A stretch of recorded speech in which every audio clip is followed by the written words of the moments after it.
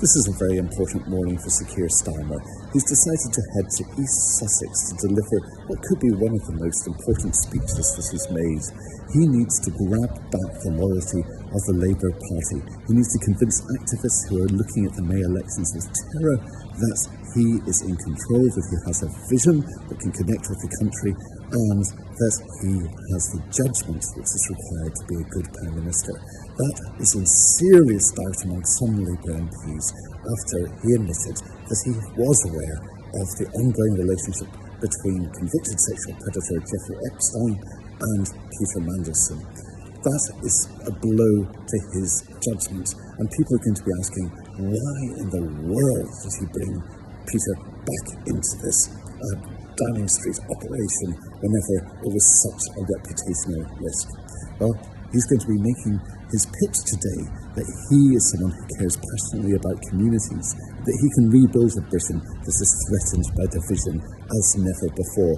That is a very unsettled dig at Reform UK, who are hoping to do fantastically and perhaps land him one of the biggest humiliations of his premiership by winning in the Gorton and Denton by-election. There is so much at stake for Sir Keir, he cannot fluff this speech. Should we not have the ISC not have the same role now in keeping public confidence in the process? Minister. I'd like to pick up this point, Mr Speaker, because I know a number of honourable members have raised this. I think, in the first instance, let me say that this process now is going to be conducted and led by the Cabinet Secretary, unimpeachable integrity. And I mean, the Honourable Gentleman shouts cover up at the Cabinet Secretary. He really should consider that remark, I think. But secondly, it will be conducted by Cabinet Office lawyers. Now, the House is asking, quite fairly, a broader question, as is my right honourable friend, about scrutiny. There's a role as the chair of the Public Accounts Committee, around how Select Committee scrutinise this. There's existing powers for the ISC in terms of scrutinising this. I am hearing what the House is saying, and I will take that point away. I'll take one more intervention, and I'll come to the right, and then I have to make some progress. Mr Speaker, it seems that we are in something of a muddle here. Had the opposition named the ISC in the humble address, as in the past committees, then there would have been no debate in this House.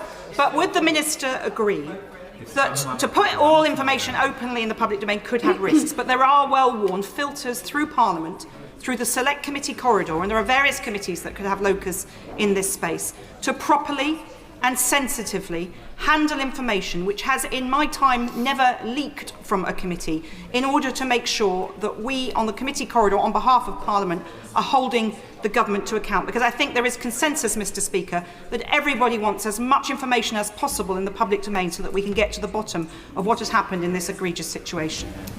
My honourable friend's absolutely right about those existing mechanisms of scrutiny, and I give her great credit for the work she does. I've always said on the point that's been raised opposite, I will take it away. I'll give way to my own friend. And as a matter of general practice, as you know, we have rules in place emanating from the treaty and the code of conduct that commissioners, including former commissioners, have to follow. And when we have an indication that some of these rules may not have been respected, then of course we follow up and we look into these potential breaches. And the small update I can provide is that we will be assessing if, in light of these newly available documents, there might be breaches of the respective rules with regard to Peter Mandelson. I've never had any direct or indirect contact, communication or meeting with Jeffrey Epstein. I did not authorize, request or agree to anyone mentioning my name to Jeffrey Epstein, including Miroslav Lajčák. Any such mention was made without my knowledge. If Miroslav Lajčák has mentioned my name, it was for his own purposes with which I had nothing to do. I was also never approached with any request for a meeting or contact with Jeffrey Epstein, neither by Miroslav Lajčák nor by anybody else. I'm appalled that my name was used in that exchange without my knowledge or consent, and I categorically reject any implication of my involvement. Quote ends. Just come and join us. The whole House will be disgusted by the latest revelations about Jeffrey Epstein. All of us want to see his victims get justice. But the political decision to appoint Epstein's close associate, Peter Mandelson, as Britain's ambassador to Washington goes to the very heart of this Prime Minister's judgment. When he made that appointment, Was he aware that Mandelson had continued his friendship even after Epstein's conviction for child prostitution? Simple question. Mr. Speaker, let me start where I must, with the victims of Epstein, and all of our thoughts are with them. Can I also say our thoughts are with all those who lost jobs, savings and livelihoods in the aftermath of the 2008 financial crash.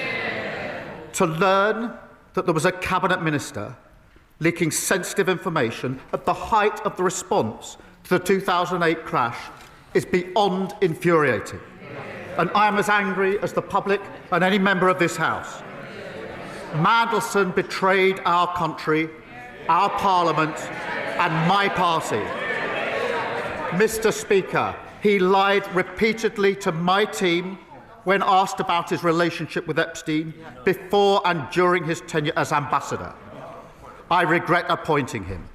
If I knew then what I know now, he would never have been anywhere near government. And that is why, Mr. Speaker, yesterday, the Cabinet Secretary, with my support, took the decision to refer material to the police. And there is now a criminal investigation. I've instructed my team to draft legislation to strip Mandelson of his title and wider legislation to remove disgraced peers. And this morning, I've agreed with His Majesty the King that Mandelson should be removed from the list of Privy Councillors on grounds that he's brought the reputation of the Privy Council into disrepute.